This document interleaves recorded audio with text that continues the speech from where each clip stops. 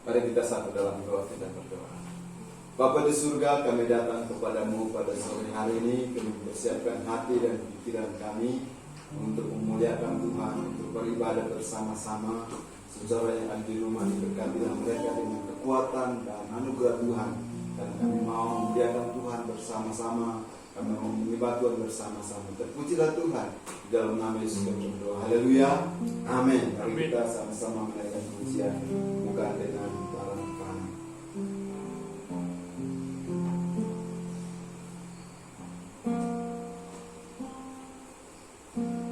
Bukan dengan barang panah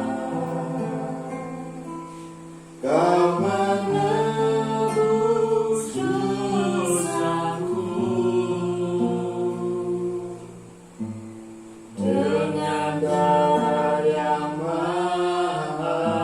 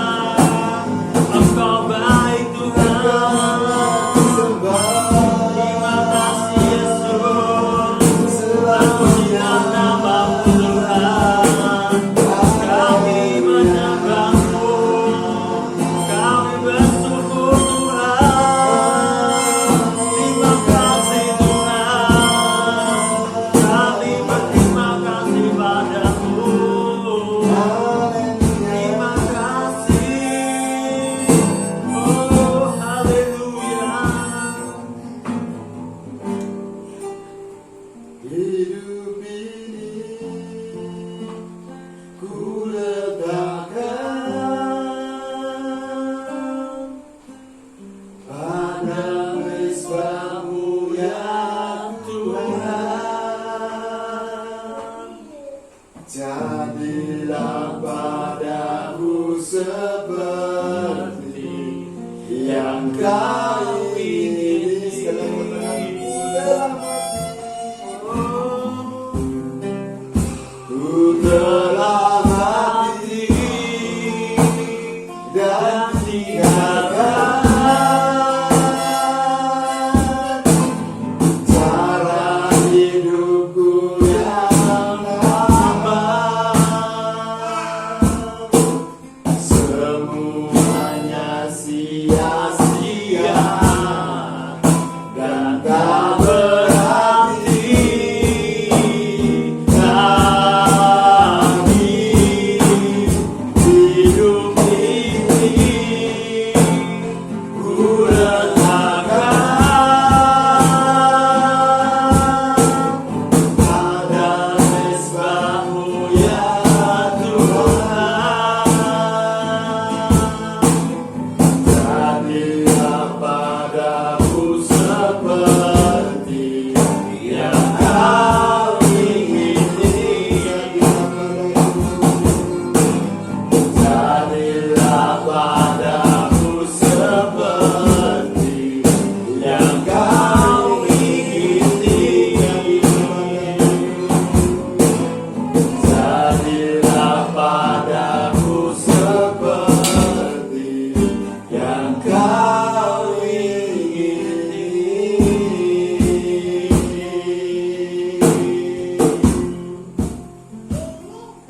Hidup kami meletakkan di bawah kaki salib Tuhan yang berkuasa. Hidup kami bawa di hadapan Tuhan yang berkuasa mengendalikan kehidupan kami. Oleh karena itu Tuhan, pada sore hari ini kami datang kepada Tuhan. Kami mau meletakkan hidup ini di bawah kaki salib-Mu, karena Engkau Allah yang sanggup menolong kami, karena Engkau Allah yang sanggup memberkati kami. Kami siapkan hati kami buka hati dan pikiran kami untuk menerima kebenaran firman Tuhan. Berbicaralah Tuhan kepada kami semua, karena kami rindu firman-Mu memberkati hidup kami. Firman-Mu menguatkan kami, firman-Mu meneguhkan kami, firman-Mu memberikan kelepasan kepada kami semua. Terpujilah Tuhan, di dalam nama Yesus kami berdoa. Haleluya. Amin. Amin. Silakan duduk saudara-saudara dikasih Tuhan. Salam, selamat sore Bapak Ibu Saudara dikasih Tuhan. Salam. Terima kasih. Sore hari ini kita kembali akan merenungkan kebenaran firman Tuhan di dalam surah Mazmur pasalnya yang ke-51. Kita baca ayatnya yang ke-12. Mazmur pasal 51 ayat 1 sampai 21. Namun pada kesempatan ini kita akan membaca ayat yang ke-12. Demikian firman Tuhan. Jadikanlah hatiku tahir ya Allah, dan berbaharuilah batinku dengan roh-Mu yang teguh. Saudara dikasihi Tuhan, Mazmur ini, Mazmur di dalam pasal yang ke-51 ini melambangkan sebuah Mazmur, sebuah pemazmur yang disampaikan oleh Daud dengan sebuah pengalaman yang sangat menyakitkan dirinya Daud. Kenapa begitu? Karena Mazmur ini sedang menunjukkan bahwa Daud melakukan sebuah perbuatan yang salah, perbuatan perzinahan dengan Batseba, dan mengatur semua strategi untuk menghancurkan atau menempatkan suami dari Batseba di baris yang depan. Pada akhirnya dia mengalami kematian. Karena apa? Karena ada di baris depan untuk menghadapi peperangan, untuk menghadapi semua hal yang dihadapinya. Maka pada akhirnya kita menemukan di ayat ini, saudara, Mazmur ini ditulis oleh Daud sebagai pengakuan dosa. Oleh karena itu, saudara saya dan saudara, pada sore hari ini saya mengajak kita semua untuk merenungkan tentang permohonan ampun. Nah, saudara dikasihi Tuhan, kalau kita membaca dari teks ayat-ayat ini, Nabi Nathan menunjukkan Daud ketika dia ada di dalam peperangan, ada dalam sebuah masalah, ada dalam sebuah situasi yang tidak menyenangkan. Daud menghampirinya dan menceritakan sebuah kisah yang menarik, yaitu ada dua orang yang ada di tengah-tengah mereka, ada yang kaya dan ada yang miskin. Kalau kita baca di dalam 2 Samuel pasal 12, saudara-saudara akan menemukan di sana ada kisah seorang atau 2 orang kaya dan miskin yang memiliki ternak, dan si miskin hanya memiliki 1 ekor betina atau ternak yang betina yang dimiliki dalam hidupnya. Tetapi apa yang terjadi pada suatu hari, datanglah seorang tamu kepada raja, dan si miskin ini ada di tengah-tengah mereka. Maka si orang kaya ini mengambil harta dari satu-satunya orang miskin ini untuk dipersembahkan kepada Tuhan. Dan menurut cerita ini, ketika Nathan menceritakan kepada Daud, sangat kesal hatinya, panaslah hati Daud, dan berkata bahwa orang yang seperti ini harus dimusnahkan. Lalu Nathan dengan tegas berkata, engkaulah orangnya. Artinya apa, saudara-saudara? Nathan sedang menegur, menasihati Daud. Kenapa? Karena kesalahan yang diperbuat di masa hidupnya. Sehingga di dalam ayat-ayat yang kita baca ini, saudara, Nathan sedang menegur Daud kepadanya. Di ayat yang pertama, saudara perhatikan, untuk pemimpin juang Mazmur dari Daud. Ketika Nabi Nathan datang kepadanya setelah ia menghampiri Betseba. Artinya setelah Daud melakukan dosa yang menyakitkan, dosa yang begitu besar, Nathan datang menegur Daud dengan sebuah kalimat yang mengatakan bahwa engkaulah orangnya. Sehingga pada akhirnya, saudara saya, Mazmur ini ditulis menunjukkan kepada kita bahwa seorang Daud, dia menyesali perbuatannya, mengakui perbuatannya di hadapan Tuhan, dan dia mau meminta ampun kepada Tuhan. Nah, saudara dikasih Tuhan, Daud menulis kisah ini ketika sadar sepenuhnya bahwa dosanya karena perbuatannya itu yang membuat dirinya, dia ingin meletakkan dirinya di hadapan Tuhan, dia ingin membawa hidupnya di hadapan Tuhan, supaya Tuhan membarui hidupnya, supaya Tuhan menebus dirinya, supaya Tuhan mengampuni dirinya, sehingga apa yang terjadi, dia bisa mengalami pemulihan, dia bisa mengalami kekuatan ilahi dari Tuhan. Nah, saudara yang kasih, Mazmur ini mengungkapkan kepada kita atau menunjukkan kepada kita bahwa Daud sedang menyesali sebuah perbuatan, dan dia datang kepada Tuhan sebagai sebuah permohonan ampun kepada Tuhan, sebuah permohonan ampun kepada Tuhan sebagai sebuah seruan pertobatan, sebuah seruan perubahan yang ditujukan oleh Daud. Hal-hal yang perlu kita renungkan bersama-sama dari ayat-ayat ini. Saudara perhatikan ayat yang 3 dan 4. Di situ dikatakan, kasihilah aku ya Allah menurut kasih setiamu, hapuskanlah pelanggaranku menurut rahmatmu yang besar.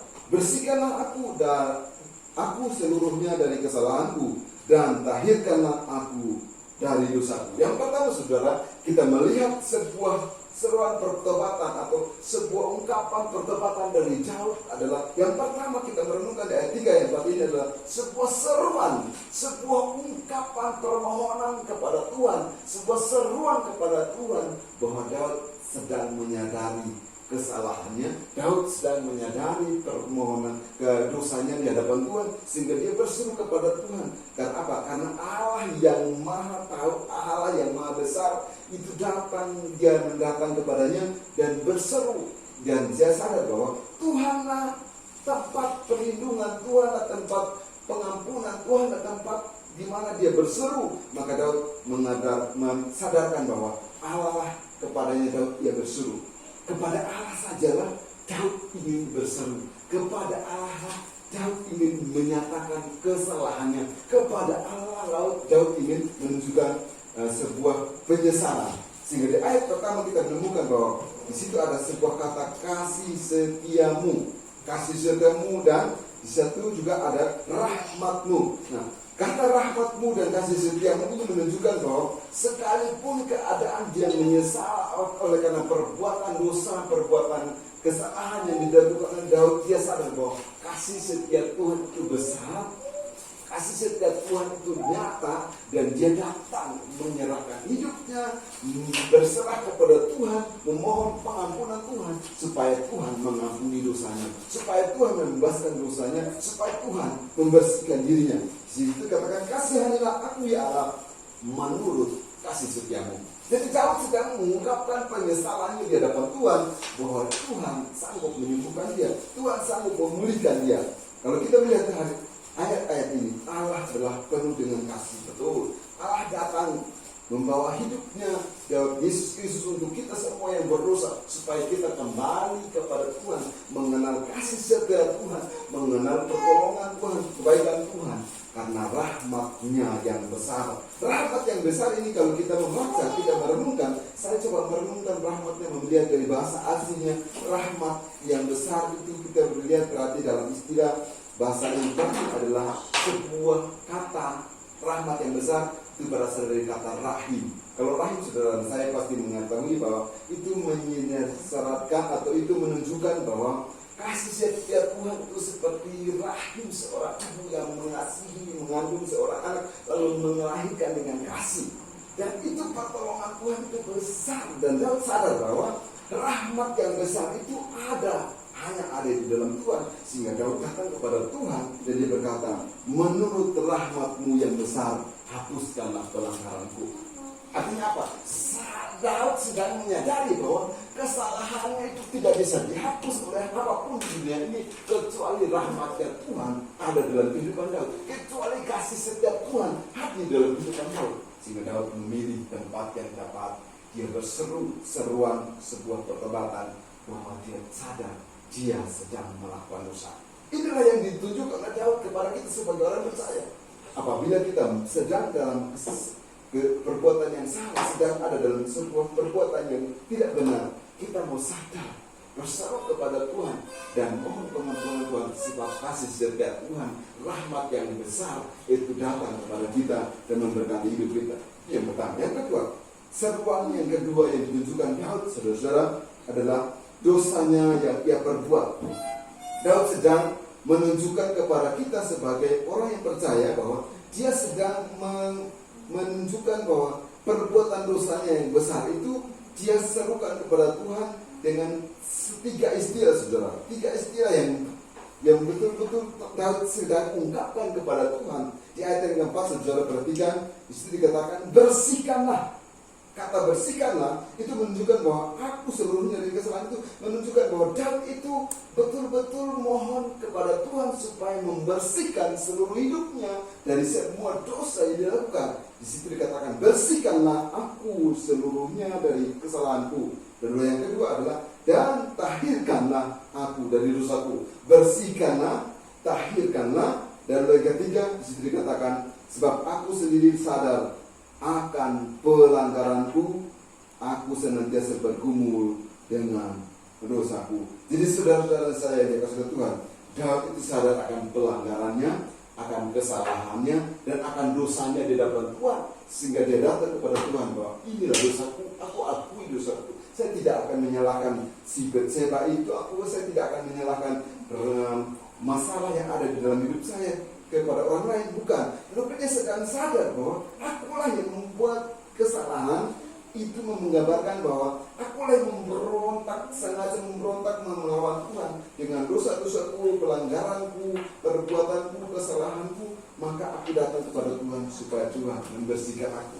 Jadi Daud itu sedang berseru kepada Tuhan, menyadari bahwa pengampunan yang dia rindukan itu Tuhan bisa hadirkan dalam hidupnya. Pengampunan yang besar itu Tuhan lakukan dalam kehidupan Daud, sehingga dia berkata, hapuskanlah, bersihkanlah, dan tahirkanlah aku. Jadi ini menunjukkan kepada kita semua sebagai orang percaya bahwa bermazmur berseru kepada Tuhan karena dia tahu hanya Allah yang sanggup menghapus dosa. Hanya Allah yang sanggup membebaskan manusia dari kesalahan. Hanya Allah yang sanggup melepaskan manusia dari semua perbuatan yang dilakukan di dunia ini. Karena itu saudara saya Tuhan, pengampunan yang Daud rindukan adalah dosa yang dibersihkan, dosanya dihapuskan, dan dosanya hidupnya ditahirkan oleh Tuhan. Jadi saudara-saudara dikasih Tuhan, hal ini menunjukkan kepada kita bahwa seruan Daud kepada Tuhan atas dasar kesadaran dirinya adalah orang yang berdosa, atas dasar dia sadar betul bahwa dirinya adalah orang berdosa, maka dia berseru memohon pengampunan kepada Tuhan dan sadari perbuatannya di hadapan Tuhan, dan dia mengakui kelakuannya di hadapan Tuhan, sehingga Tuhan sanggup mengampuni dia, sehingga Tuhan sanggup membebaskan dia. Yang kedua saudara, hal-hal yang ditunjukkan Daud kemungkinan dari kesadarannya, dia sadar betul. Yang kedua adalah di ayat 5-7 kata situ kita menemukan bahwa dia sedang ada pengakuan. Setelah dia sadar, dia berseru kepada Tuhan, dia mengakui di hadapan Tuhan. Di ayat yang kelima situ katakan, sebab aku sendiri sadar akan pelanggaranku, aku senantiasa bergumul dengan dosaku. Terhadap engkau sajalah aku telah berdosa, dan melakukan apa yang kau anggap jahat, supaya ternyata engkau adil dalam keputusanmu, bersih dalam penghukumanmu. Sesungguhnya dalam kesalahan aku diperanakan, dan dalam dosa aku dikandung ibu. Saudara yang dikasihi Tuhan, kalau kita melihat bagian kedua ini, pengakuannya Daud kepada Tuhan. Tadi dia seruan kepada Tuhan bahwa benar-benar berdosa. Sekarang dia mengakui di hadapan Tuhan, karena pengetahuannya akan dosa itu sangat, ketika dia sadar akan dosa itu sangat menyakitkan dirinya, sangat membuat dia semakin terdesak, sangat membuat dia semakin tertekan, sangat membuat dia semakin merasa tidak nyaman. Maka dia berusaha mengakui di hadapan Tuhan. Dia berusaha sadar dan mengakui di hadapan Tuhan. Karena apa? Karena Daud menyadari akan dosa yang dia lakukan. Itu sangat pedih, sangat berat. Tak mungkin, tak perlu seorang pun dapat membuktikan bahwa dia adalah seorang yang benar. Tapi Daud sedang menunjukkan bahwa kita semua sebagai percaya lahir dari kesalahan, dosa yang ada, benihnya sudah ada, dan kadang-kadang dibuahkan oleh perbuatan kita. Maka Daud sedang mengakui di hadapan Tuhan.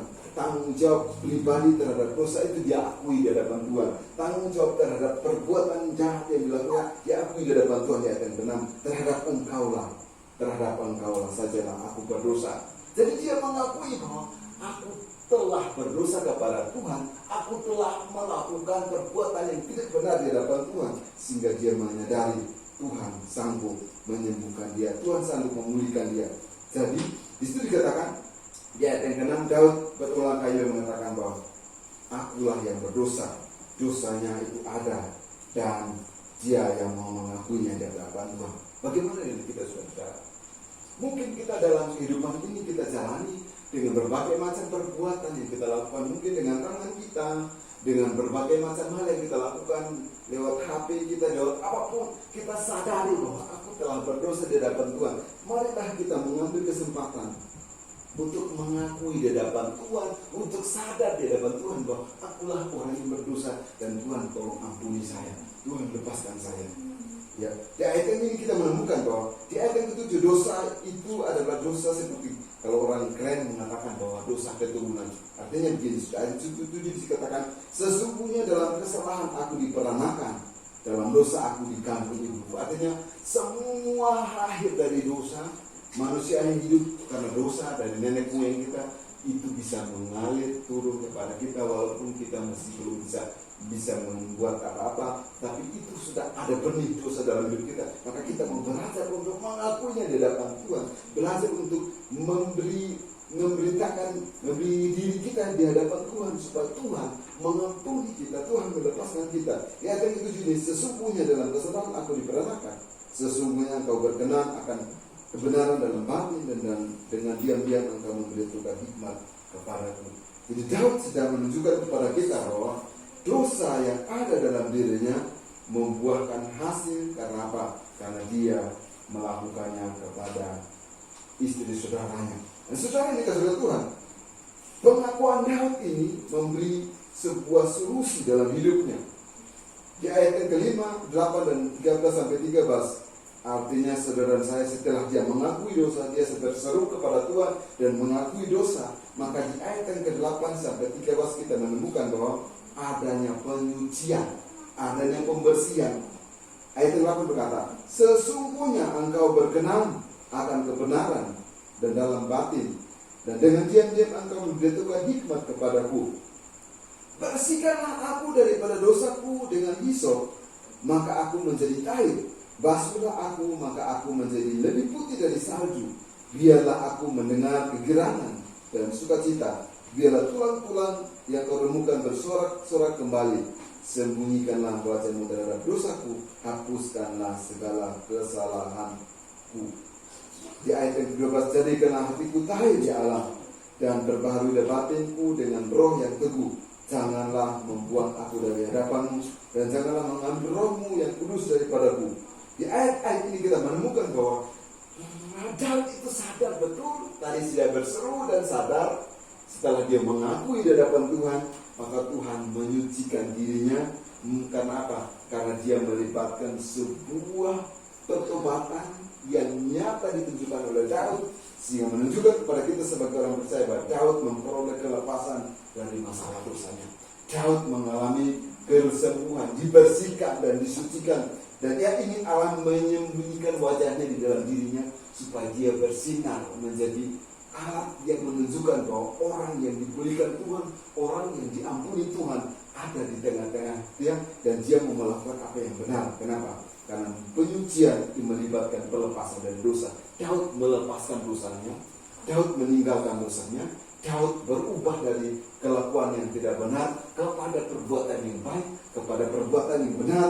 Maka Daud sadar bahwa dia butuh penyucian dari Tuhan. Daud sadar bahwa dia butuh pemulihan dari Tuhan. Di ayat yang ke-10 di situ dikatakan, Roh Allah adalah sumber yang benar.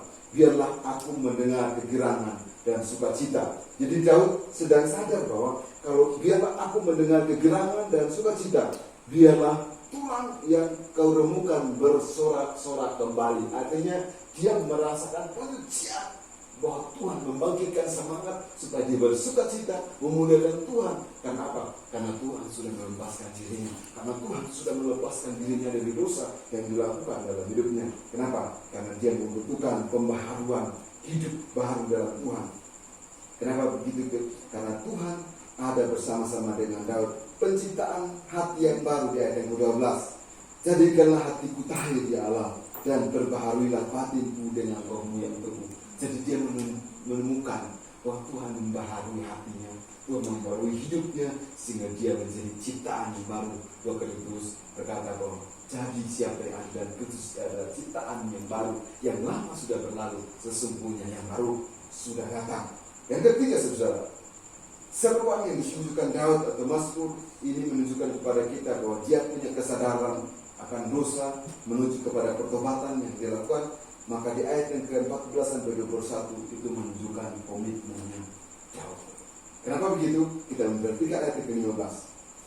Ayat ke-15 berkata begini, maka aku akan mengajarkan jalanmu kepada orang-orang yang melakukan pelanggaran, supaya orang-orang berdosa berbalik kepadamu. Daud sedang membuat dirinya menunjukkan sebuah komitmen bahwa ketika dia sudah menyerukan pertobatan kepada Tuhan, dia mengakui perbuatannya dan Tuhan menyucikan dirinya, maka Daud punya komitmen. Yang keempat adalah dia punya komitmen untuk membagikan kabar sukacita. Dia punya komitmen untuk membagikan kabar yang baik yang Tuhan sudah lakukan dalam dirinya kepada orang lain di mana dia berada. Jadi maka di situ dikatakan, maka aku akan mengajarkan jalanmu kepada orang-orang yang melakukan pelanggaran, supaya orang-orang berdosa berbalik kepadamu. Daud punya komitmen ketika dia sudah disucikan, ketika dia sudah diampuni, ketika dia sudah mengakui dosanya, dia mendapatkan hidup yang baru, maka dia punya komitmen untuk membagikannya kepada orang lain. Ya, ayat 16-17 berkata, lepaskanlah aku dari hutang darah ya Allah, Allah keselamatanku, maka lidahku akan bersorak-sorai memberitakan keadilan-Mu. Ya Tuhan, bukalah bibirku supaya mulutku memberitakan puji-pujian kepadamu. Jadi Daud ini sedang menunjukkan kepada kita sebagai orang percaya bahwa doa mohon perlindungan Tuhan ada dalam dirinya, sehingga Daud berdoa agar dirinya yang lama tidak muncul perbuatan yang lama, sehingga dia berkata, aku mau menceritakan. Mulutku itu menceritakan kebaikan Tuhan, hidupku mencerminkan kebaikan Tuhan, mencerminkan perbuatan Tuhan, sehingga aku dapat dinilai orang lain bahwa aku ada di dalam Kristus, aku hidup karena Kristus. Maka itu ditunjukkan oleh Daud, doa mohon perlindungan Tuhan. Daud memohon perlindungan Tuhan supaya semangatnya untuk bersaksi tidak terhalang oleh semua perbuatan yang dulu, tetapi membawa sebuah perubahan hidup kepada pembaharuan hidup yang membawa dirinya, membawa kabar baik, membawa berita sukacita, membawa kabar yang menggembirakan. Ayat 18-19 berkata, sebab engkau tidak berkenan kepada korban sembelihan, sekiranya ku persembahkan korban bakaran, engkau tidak menyukainya. Korban sembelihan kepada Allah ialah jiwa yang hancur, hati yang patah dan remuk tidak akan kau pandang hina. dia Allah. Jadi Daud sedang menunjukkan sebuah komitmen bahwa dia ingin mempersembahkan diri yang sudah hancur itu kepada Tuhan dengan sebuah kesaksian yang nyata bahwa Tuhan sudah memulihkan dirinya, maka dia mau membagikan kepada orang lain supaya orang lain juga merasakan kasih Tuhan, perbuatan Tuhan, kesetiaan Tuhan bekerja dalam kehidupannya. Jadi Daud sedang mempersembahkan dirinya kepada Tuhan karena Tuhan sudah memperbaharui dirinya, karena Tuhan sudah memberkati dirinya. Daud merasa bahwa semua persembahan tidak akan cukup kecuali mengucapkan perasaan syukur kepada Tuhan sebagai pujian. Satu-satunya persembahan yang dapat diterima oleh Tuhan adalah hati yang hancur dan penyesalan. Mari kita sebagai orang percaya, ketika kita ada dalam kehidupan seperti yang dialami oleh Daud, mungkin tidak sama seperti yang dialami oleh Daud. Pernah kita melakukan bagian yang salah di hadapan Tuhan. Akuilah di hadapan Tuhan dengan seruan, aku sadar, aku mau berubah, aku mau disucikan Tuhan, aku mau diberkati oleh Tuhan. Maka lakukanlah itu dengan sebuah komitmen bahwa ketika kita sudah dibersihkan Tuhan, jadilah kabar baik, bahwa beritakanlah kabar baik kepada semua orang. Kalau memohon pengampunan dari Allah yang murah hati, maka pada akhirnya dia mengalami pengampunan dari Tuhan. Hal yang sama pun, ketika kita sudah mengalami pengampunan dari Tuhan, mari kita berdoa kepada Tuhan supaya apa yang kita lakukan dahulu tidak menjadi batas untuk membawa cerita yang baik kepada orang lain. Amin. Mari kita berdiri bersama-sama. Kita renungkan firman Tuhan ini. Permohonan ampun yang kita terima dari Tuhan benar-benar membawa kita kepada hal yang baik.